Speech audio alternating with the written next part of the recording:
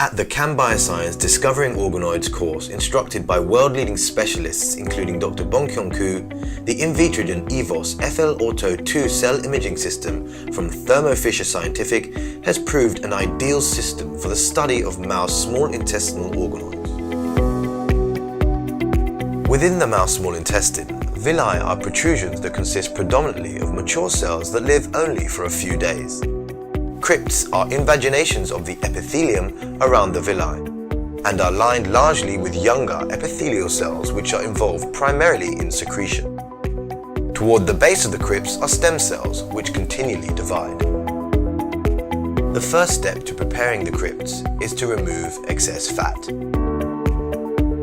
The intestine is flushed with pre-chilled buffer, carefully cut open and spread with tweezers before being scraped with a cover slip to remove the villi.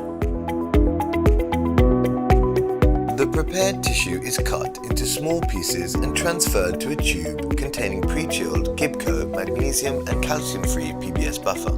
The tube is shaken vigorously to help remove remaining villi before transferring the tissue pieces to another tube and repeating the process. Once the supernatant is mostly clear, the sample is transferred into dissociation reagent and mixed continuously for 15 minutes. A small aliquot is removed and checked under the microscope for the presence of crypts.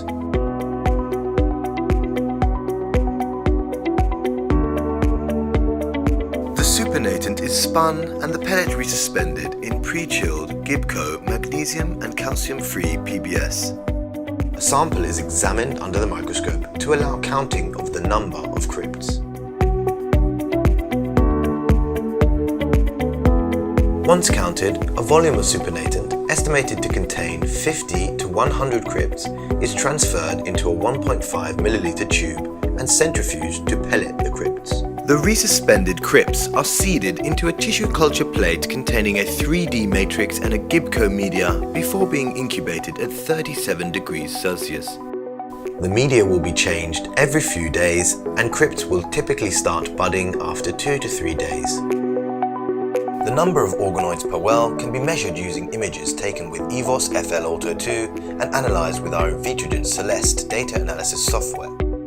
The whole well can be scanned, background removed, and the number of organoids counted. Time-lapse live cell imaging means we can follow the outbudding process over several days, as highlighted by the arrow. Alternatively, slices can be taken through the entire depth of the organoid to produce a static Z-stack image. Organoids can be easily fixed and stained with fluorescent reagents to look at structural components. In this example, you can see an organoid stained with 2 different primary antibodies and the corresponding Invitrogen Alexaflor secondary antibodies. Find out more about the new EVOS FL Auto 2 and how it can help you make your next big scientific breakthrough.